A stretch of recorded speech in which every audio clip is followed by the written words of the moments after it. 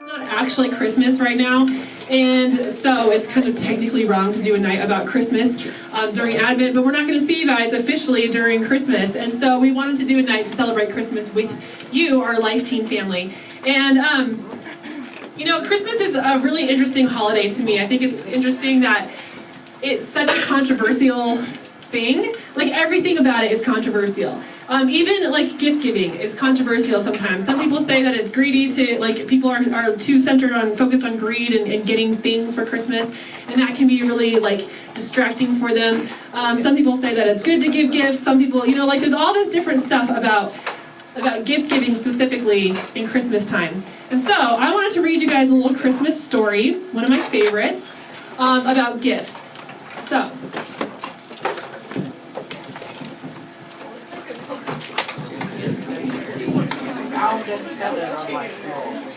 Okay, this is the night before Christmas. Oh, wait, excuse me, this is the revised version. This is The Life Night Before Christmas by Kay Jensen and Artie Anda. Twas the life night before Christmas when at SOC, the core team was tired at the end of Life Teen. The year was completed, there were no more games, no more snacks, no more small groups, and no more proclaims. The teens were all home, now tucked into bed, while words of encouragement rang in their heads. And Richard in his pea coat and I in my gloves had just left the building to turn the lights off above. When out in the parking lot there arose such a clatter, we sprang from our cars to see what was the matter. When what to my wondering eyes would be seen, but a lost group of people. Why, it's the core team. They were all there, all lost and confused. They now had time they didn't know how to use. Where will we go? They wondered with fear, for so much of our time was expended right here. Richard went over to talk with his team, for they now had freedom, though it seemed like a dream.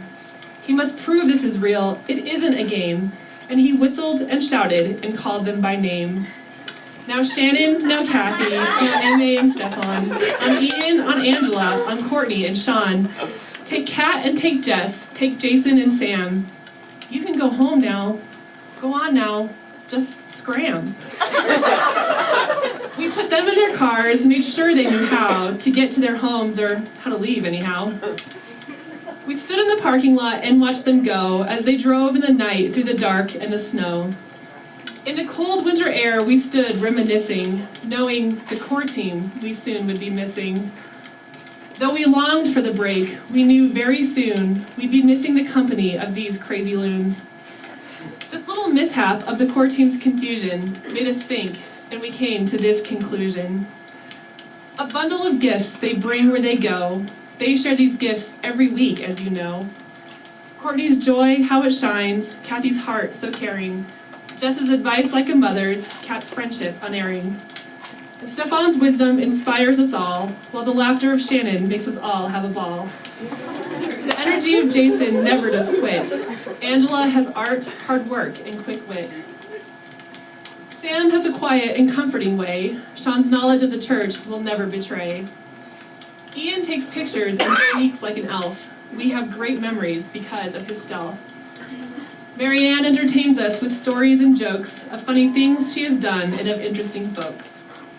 We prayed for them all, and we pray for them still, for sometimes it's hard doing God's will.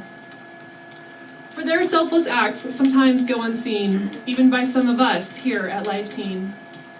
Richard sprang to his car, for his team gave a prayer, and started to drive through the cold winter air.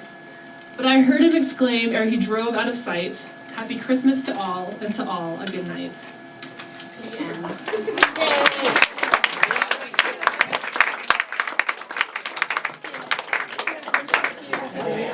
The gifts are kind of an interesting thing, because sometimes they're physical, tangible gifts, and sometimes they're not.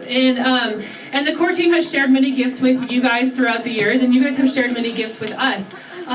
But this year we wanted to focus a little bit more on giving, on the purpose of giving and receiving gifts. And it's not wrong to give gifts, and it's not wrong to joyfully receive gifts either. And so in your little boxes, you can open them now. feel like I'm going to start rhyming again.